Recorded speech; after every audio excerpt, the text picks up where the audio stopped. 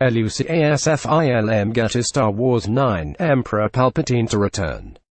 The latest installment of animated TV show Star Wars Rebels introduced time travel into canon as character Ezra went to the so-called world between worlds.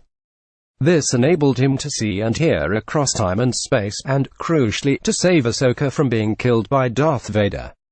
The portals can't be used freely, however. Ezra also wanted to go through portal to save Kanan, only to be warned that that would create a paradox, in that Kanan died saving the life of Ezra. But how does this link to Palpatine and his demise in Return of the Jedi? Reddit user Animation Bat has a nifty theory, writing of the latest Rebels episode. He's Palpatine able to open a portal into the world between worlds, but he can only see and hear through it. He's standing over blue force fire which he sends through the portal after Ezra and Ahsoka. LUCASFILM. Is this blue fire a clue?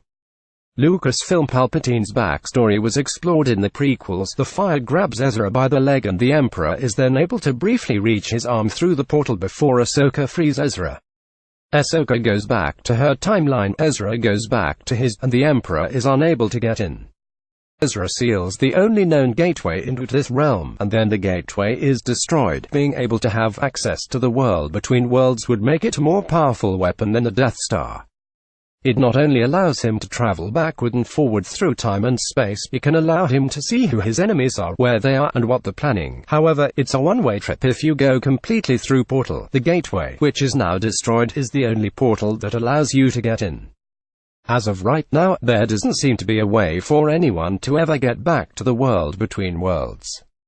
However, the Emperor was powerful enough to create a link to Ezra while he was in the realm, and nearly got in by using his blue force fire. I'm sure that in the years between this episode and Return of the Jedi, the Emperor spent time trying to find a way in.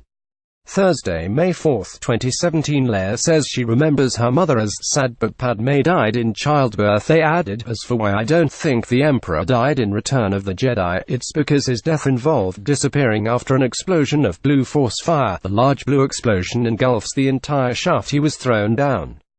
Oddly, it doesn't cause any damage to the surrounding area. I think this is the same blue energy that allowed the Emperor to enter the world between worlds. This is where he disappeared to at the end of Return of the Jedi.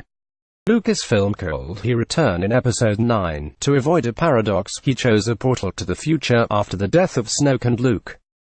Maybe even after the death of Kylo Ren. Palpatine's return has often been rumored, with some even theorizing that he was Snoke, although this can now presumably be ruled out. Star Wars Episode 9 is out in December 2019.